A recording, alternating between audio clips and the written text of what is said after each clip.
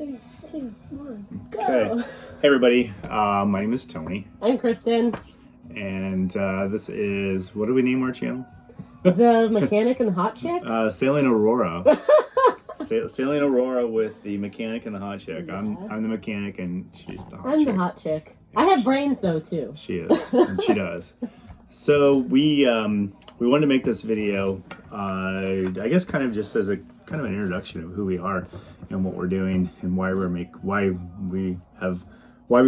make a video. I guess why we're making this video. I guess first of all, we just want to kind of introduce ourselves.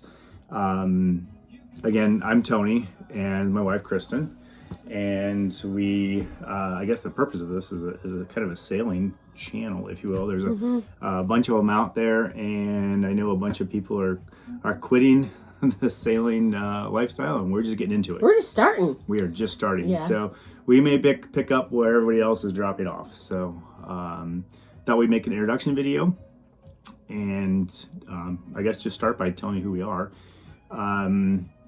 You know, we're both, I don't know, employed people. We have jobs. We have jobs. We have day jobs. We're responsible, we swear. Yeah, to pay. We're middle-aged. You know, I'm an engineer by background. Work as a sales engineer currently. Kind of can do that remotely. So I got a lot of freedom there. And Kristen? I'm a therapist. I do a lot of family systems work, and I work with people with anxiety, and I also like to do business coaching with executives and high energy and high stress positions. And I own a company, and I employ 6 therapists right now, and growing. And we're both located out of St. Louis, Missouri, but specifically we live in Lake St. Louis, Missouri. Yeah, so we're in the Midwest. We're landlocked. Yeah. But we've wanted to do this for a while, so. Yeah, and we have not 6 kids. Dear God. There were some you didn't know about that came up recently. No, we have 3 kids between the two of us. I have 2 boys, 13 and 16, and then I have a daughter that's 18. So yep. And so we're actually recently newlyweds. So the funny thing is we're actually a new couple too. We've been together about 5.5 months. Yeah. So total. Yeah, it was kind of total, right? So kind of crazy. Met her and said, "Hey, you want to buy a boat and sail around the world?" She said yes, and next thing you know, here we are. Yeah. So it's kind of it. We randomly met on Facebook, suggested friend. Yeah. And she was sitting there at a sewing machine on her profile picture, and I happen to have 2 sewing machines, and the rest is history, as they say. So the history behind that is that we both grew up on the water at a lake that's close to St. Louis, Missouri. If you live in St. Louis, Missouri, you know all about the Lake of the Ozarks, but if you're not from St. Louis, you don't really know the significance of that. But we both spent all of our childhood on the lake, riding sea-doos, and Tony drove jet skis. I rode There's sea-doos. a big difference. Tony drove stand-up jet skis. He's got 10 years on me, so the stand-ups were more popular, but I ended up on the sea-doos, sea-doos, yes. So, but Tony you've been driving boats since you were like 8? Like 2.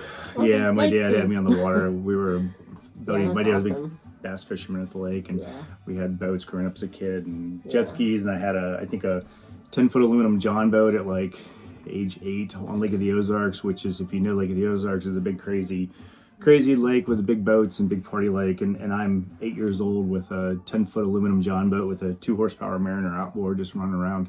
It was That's a good childhood.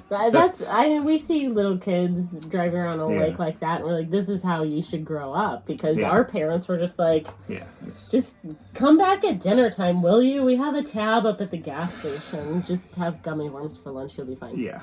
So let's talk about what our plan is. To sail around the world. Simply put. Yeah, I've actually wanted to do this for 10 plus years.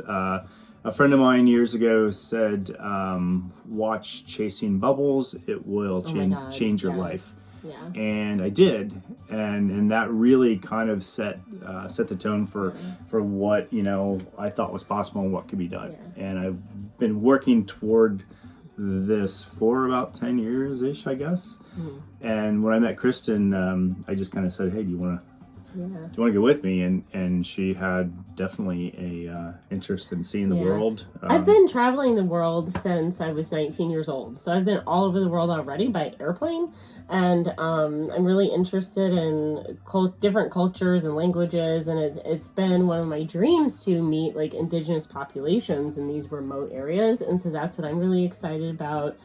In regards to our trip around the world. So, did I make you watch Chasing Bubbles like on our third date or something? Yeah. Yes. Yes, he did. There was definitely a screening process that both of us went through. Yep. He's like, "Are you scared?" I'm like, "No." Not yet. We're the same kind of crazy, turns out. So So why don't you talk a bit about Aurora? A boat? Yeah. And the specs and everything. Yeah, so the boat we're on, there's another video I did, kind of a somewhat quick video as video number 1, if you will, of the boat where I kind of walk through and around the boat and show it to you. But I'll give you a brief description. It is a 2004 Farr, so Bruce Farr designed Farr 56.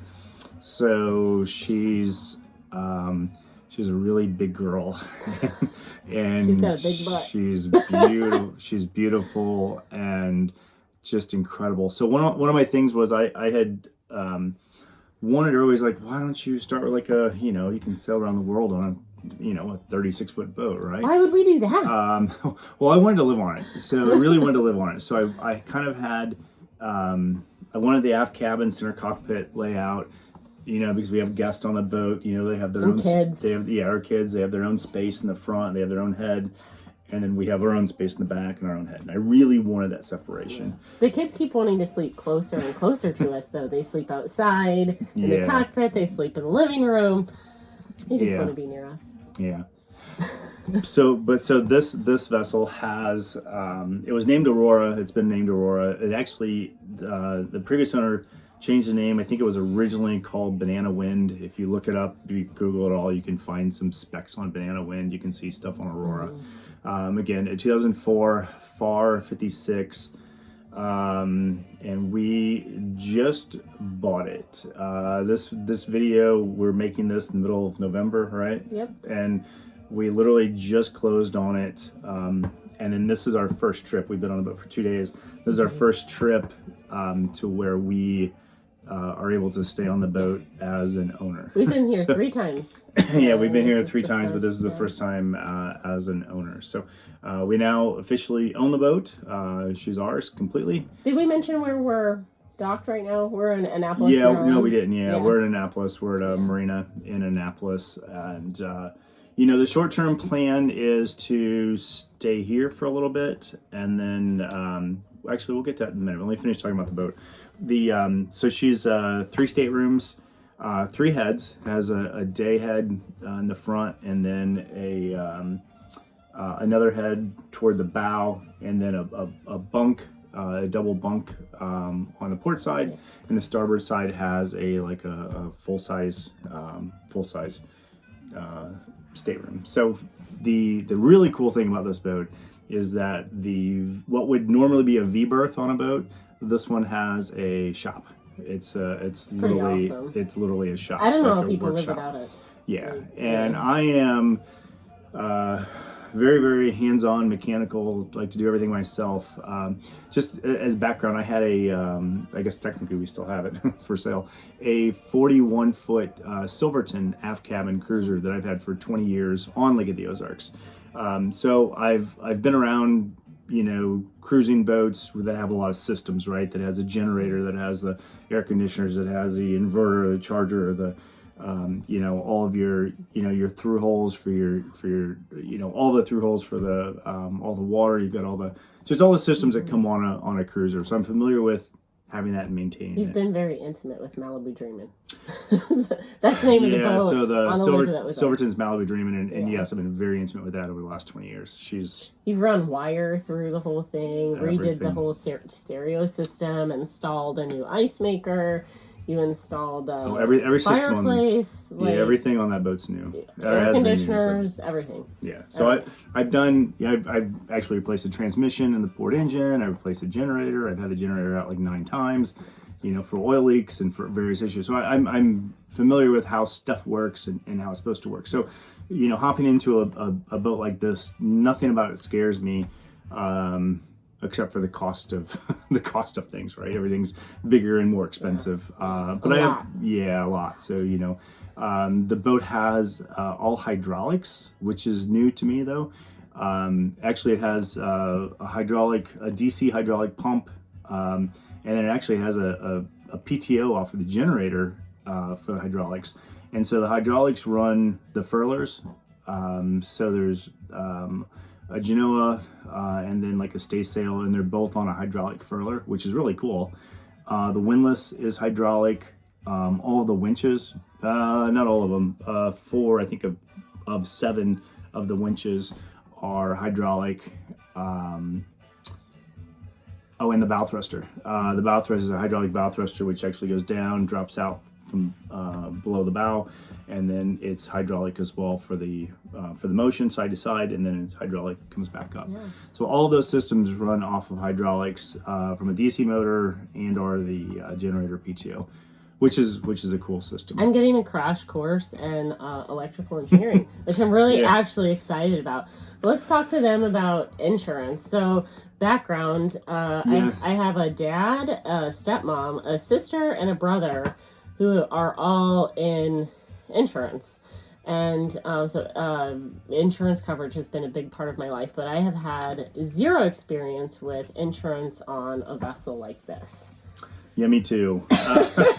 And I think it is pretty rare. And so the process was like, our broker is fantastic. He's really knowledgeable, and it's been awesome talking to him on the phone. Our insurance broker. Yeah, our insurance broker. Clarifying there. Our insurance broker. Insurance broker. Not the broker. So, it explains some of the process for acquiring insurance and how that's going to feed into this next piece of our conversation. Yeah, so I thought, you could just go out and buy a 60-foot boat and buy insurance and be done with it and go on your merry way. But they want to know that you know what you're doing. Yeah, go figure. I'm like, well, I've been around boats my whole life. Actually, literally been around boats my whole life. And so, surprisingly, I guess one of that is you have to have a like vessel, and they want to be within like 10 feet of the last vessel you had. So, granted, this boat's like 20 feet bigger than my last boat, and it's sail versus power, and it's in the ocean versus freshwater.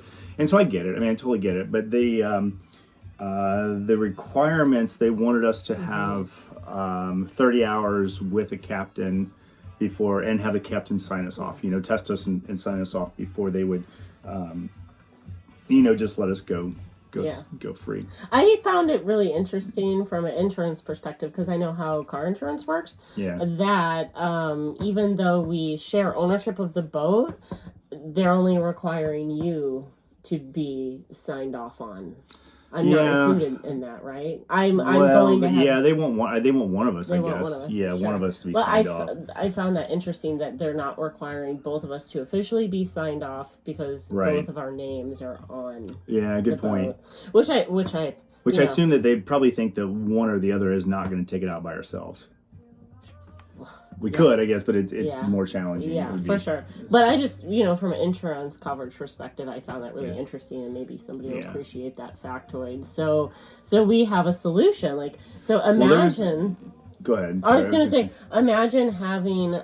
So we have to fill this 30 hours requirement with the insurance company with a boat captain. Yeah. And Tony, luckily, is friends with somebody that has extensive experience as a boat captain and just in general, and we're going to talk about that because I don't know how somebody would just like go find a captain and get 30 hours signed. Yeah, there's apparently you can go on the internet and find captains all over the place, and, really? and hire them and do that. Really? So yeah, so I don't think it's that hard, but we get whoever we get, right? But we got the best. I'm so excited because this is happening next week. Yes. So yeah, so this week. Well, it's Sunday. Yeah, so okay. tomorrow's Monday. Yeah. I'm going to work my butt off with clients.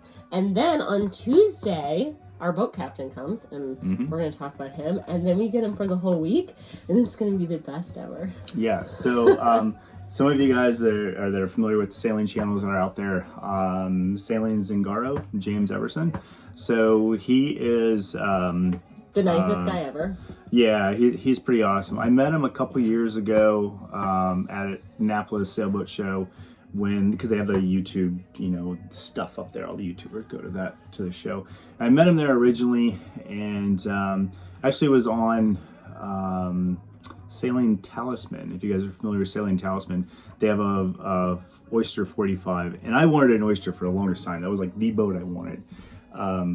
I don't feel like I settled. I don't feel like we settled with this FAR 56. She's every bit the boat. No, we looked at a lot of boats. You had looked at a lot of boats prior to meeting me, and then we looked at a lot of boats when the sale of this boat, we thought it fell through initially, and we looked at a lot of boats, and I was like, oh my god, what kind of sailboat are we gonna find? Yeah. And then this one became available again, thank God, and this is like, I'm like, this is our boat. Yeah. But anyway, continue. Anyway, so I had met James at the Annapolis Sailboat Show a couple years ago. He was staying on Talisman, which was on the Hard at like the Bert Jabin yard. And I had met Kevin and Wendy from Talisman and James, and we were all kind of just sitting on the boat one morning. And I brought some beer, so we all decided to start drinking beer at that's how it goes though. 9 a.m. on Sunday morning, and then we went and had lunch, and that was the first time I met him. And then after that, I guess he started kind of changed his YouTube channel a little bit from just strictly videos to doing some, I guess I'll call them charters, where he had people on the boat. He was down around Panama a lot. This was in his Oyster 485. And we had an opportunity, my daughter and I had an opportunity to jump on with him in Panama. And we actually were on the Atlantic side and jumped on with him and spent 2 weeks with him, went down to the San Blas Islands, which were beautiful. So it was... How long ago was that? March. So it'd be this coming March. You guys saw some really cool things. Saw some really cool stuff. Had a blast. But we went to the San Blas Islands, we came back, actually went through the Panama Canal with him. This is when he was going to the Pacific. So we got to transit the Panama Canal, which was just an awesome experience, just great experience. Knowing that I was going to eventually have to do that on my own at some point, it was pretty awesome. Yeah. Went through the Panama Canal, and then when we got into the Pacific, we sailed to the Pearl Islands and spent a few days there. James and I went spearfishing every day. It was just freaking awesome. Then came back. So when I had been talking to him about, wanting to get a boat, and when we finally bought this boat, he came. So we were just at the Annapolis Boat Show not that long ago. This back in last month, and we invited him to come see the boat. Yeah, I said stop by. We were like super close. Like stop by. Yeah, and he walked up and he was like, "Oh my god, this thing's so cool! This is a big boat." He's like, it's gonna be expensive though, right? I'm like, yep. But he's like, dude, he was looking at the giant carbon fiber whisker pole. He's like, oh, we should film a video about using this. He's like, nobody knows how to use these things properly. I should show everybody. And I'm like, all right, come on, bring it. So, I know he's living in Colombia now with Anna and his daughter, and he's in the middle of selling his Oyster, which is here also, and he has to come back up to do the sea trial and the closing on the boat the first week in December. So we kind of worked out a deal where he's going to come back a week early and spend a week with us. I'm so honored because of his extensive experience, first of all. And second of all, he's a really good teacher. Yeah, and the way he explained things, he's just so calm and concise and straight to the point, and I think we're gonna learn a lot from him. Yeah, so. which we should probably give you our sailing background and experience. So my experience is, let's see, we sailed the Sunfish last week, and then we went on our first sail on Aurora today. And I did a good job. So that's the extent of my sailing experience. I've grown up on boats, but in my family, and my sister, one of my sisters will attest to this, the girls weren't allowed to drive boats. We could drive the Sea-Doos, we could drive our car to the lake, but just the girls were not allowed to drive boats. The boys were. Whatever. So I have a lot of experience being on a boat and being in the water and absolutely loving it, but no one can deny that is it. That's where it ends. Yeah. What's your sailing experience? So 2 weeks with James. Yeah, 2 weeks with James. And so actually it's kind of funny. Being in the Midwest, we don't have a ton of sailing. We have some, but not a lot. So I do have a Sunfish. I also have, I had until this week. Yeah. I had a 8-foot periwinkle. Periwinkle. Yeah. If you guys are familiar with Robert Perry, it's so cute. We'll have to put a picture up of it. It's so cute. Look it up. It's called the Periwinkle. It was a 8-foot sailing dinghy that he designed to go on the back of, I think it was the Valiant 40 is the boat that was originally designed. One of his boats. He designed it to fit, either on the bow or on the back. So he designed it to go with, to be an accessory for that boat. The guy that bought it is delightful. He's just like, I want it because it's cool, and I want to get it out in the water and take a picture of it in front of my big sailboat, and then I'm going to put it in my yard and walk by it and say, that's cool. Yeah, and I think most people that own Periwinkle, that's what they're going to do with it. But so I had one of those for a few years, and I sailed it one time. It's like a bathtub in the water, and once it just tipped over, but it was fun. It was cool. And then I've had various small sailboats. I had a little 16-foot sailboat. I had a 20-foot Santana S20, a little racing sailboat. It had a full lead keel to it. I just did a lot of sailing around a small lake in St. Louis, called Lake St. Louis, that we live on. So not anything serious at all. But from what everybody, I think most people agree with this concept is that if you can sail a dinghy, you can sail a big boat, right? And granted, there's systems and all that other stuff, and it's bigger. But it's just. I feel like if you understand a power boat, you can understand the electrical systems. Yeah, the system side of it is one thing, which is... And then you have the sailing side of it. Right, which is not intimidating. So, the sailing side is not intimidating either, really, for me. I feel like it's more intimidating in the Sunfish, honestly, because if you screw up on the Sunfish, your butt's in the water. Exactly. I mean, it just depends on what category you screw up. But I felt a lot more confident today. So today, we took Aurora out for our first sail, and we did take her out on the sea trial. So we actually did. We had all the sails up. Oh, the sails were up. Down, up and down. Yeah. We did, and there was 2 knots of wind that day. Well, there was only 3 today. I thought there was more than that. It was 5. It was 5. Probably by the end of the day, it was 5. It made a difference. It did. We were actually doing almost 4 knots at one point. We were. I have a picture. I took a picture of it. Yeah. So our first sail, we went out today together solo. Today solo. With the dog. Without a captain. Without a captain. We're kind of we're not exactly rule followers. We're not really good rule followers. So, we don't do well with that. So we knew that the issue would be we wouldn't have insurance if we ran into a boat in the dock. But it was very light wind at the dock, so I wasn't worried. Low about traffic, light winds. Yeah. And we have avionics. Yeah. Is that right? Is that what it's called? Electronics. We're not aviating. We're not flying. We have AIS. We do have AIS, but how's that going to help us? Well, it tells us the depth and no, AIS tells us what other boats are in the area.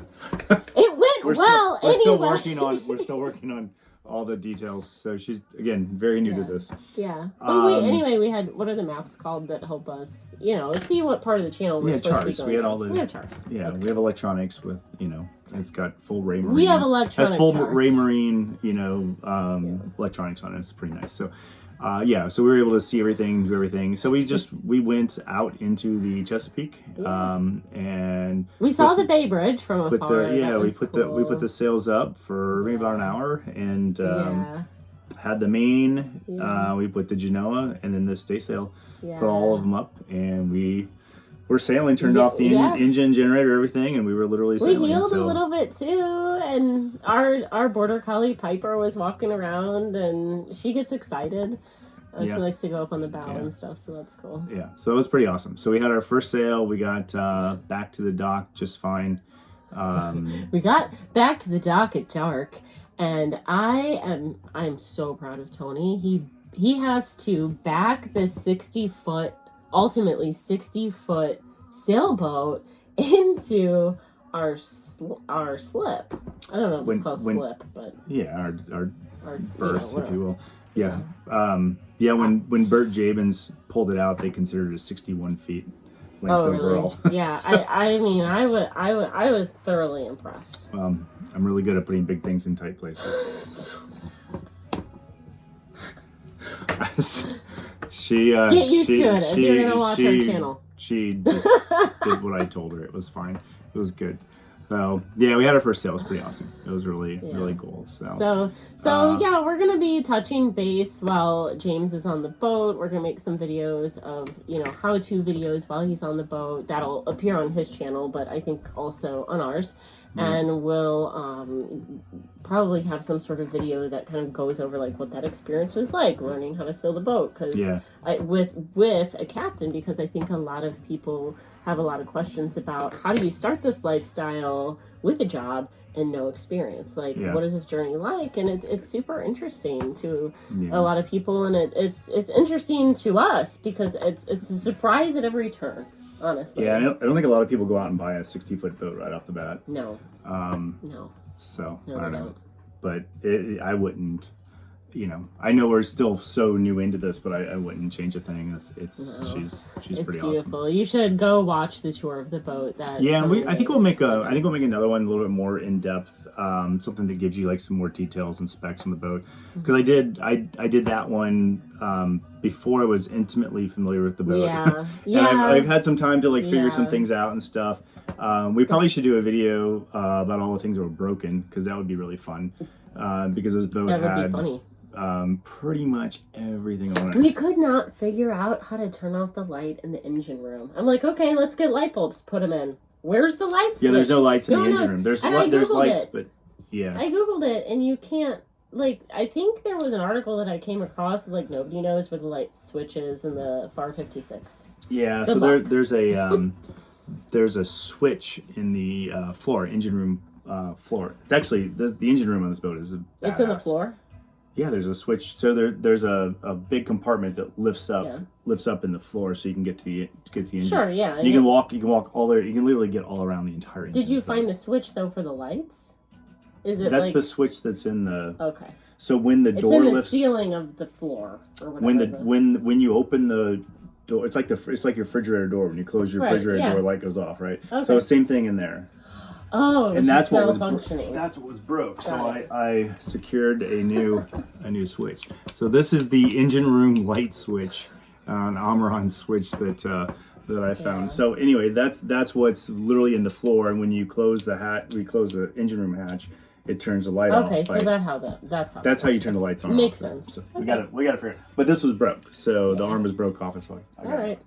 So we should. Boat's been it's just been project after project, but which is awesome and fun, and I love doing that stuff. But there's a lot. There's a lot to talk about. This is really exciting, and I'm excited for our family and friends to follow us and everything, because everybody has questions. They're like, where are you guys going and when are you leaving? And my clients are like, are you going to be gone out of the country next week? And I'm like, no, we're not. We're going to sail south. We're trying to get south, but we're learning about hurricane season and all that fun stuff. And so we're trying to get as far south as we can, ideally Florida for a while. We want to probably 2 years of finishing work, raising the kids, transitioning, getting the boat ready, getting ourselves ready,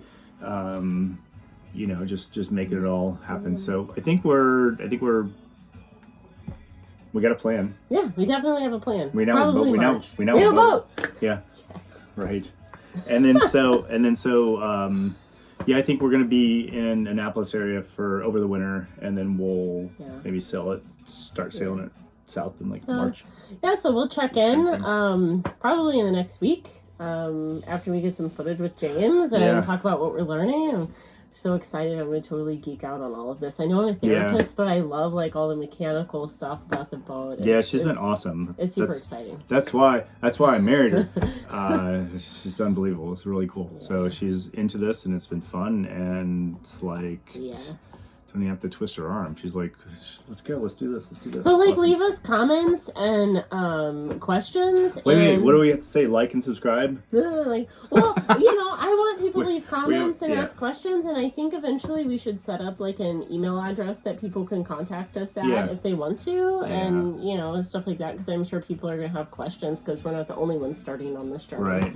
And the YouTube channel, I've had a YouTube channel for a while, with just stupid little videos. I've done a lot of there's some of Gracie on there diving and bourbon testing and I think I got rid of all those. Oh. But I did. Those were wonderful. So I had some with me working on cars. I've done a lot of motor work, pulled engines out of Porsches and stuff, and have a few things on there, that's kind of boring if you want to go watch or whatever. James is a good teacher, but so are you. You're very good teacher. So I've never monetized my channel or anything like that, or and that's, I don't know that that's really our end goal. It's more of a just kind of documentation, having our friends and family follow us, and then kind of if there's anything that we learned through this process that we can help other people with. That's kind of I'm totally cool, because we've had some good people like James, and other people, help us along the way. It's a beautiful community.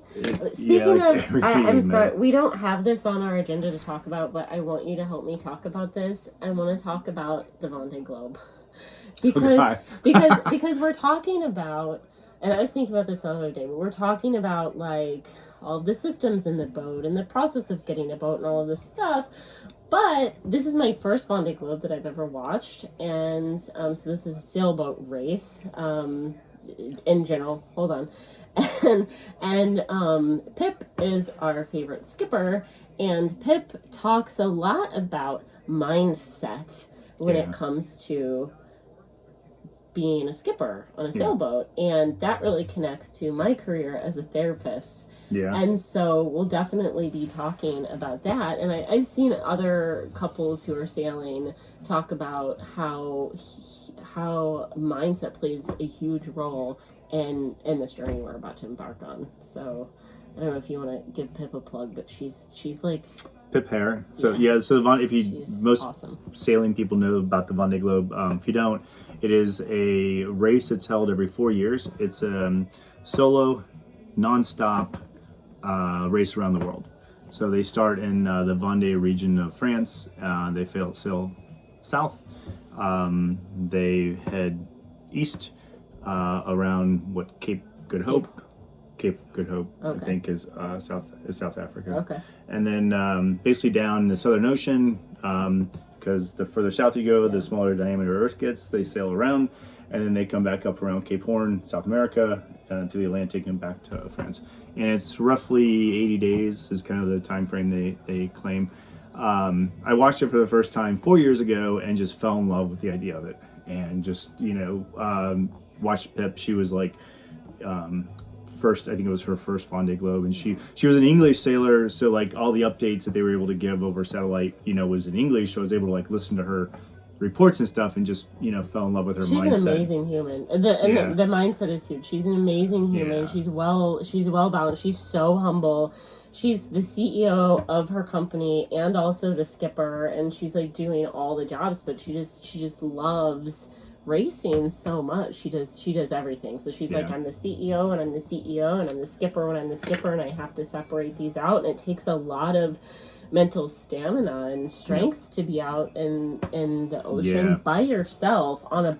You should look up her boat. On a boat so like it's an Imoca 60, so it's a 60-foot Imoca class boat. It's a foiling boat, so the thing does 25 knots, 30 knots. It's fast. They're crazy. Basically flies. Yeah, it does. So anyway, Vendée Globe. If you look it up, it's pretty cool. It's a neat race, and it just started 2 weeks ago. Well, last week. Yeah, I think it was just last week. Just last Sunday. It just started last Sunday. So yeah, we go today. There's an app for that. There is an app for that. But anyway, yeah. So there's the. Well, there's our plug. So anyway, we need to wrap this up so it's not too long. But it's nice to meet you guys. Please, leave any comments or questions or whatever, and we will be in touch. Yeah. Smooth sailing.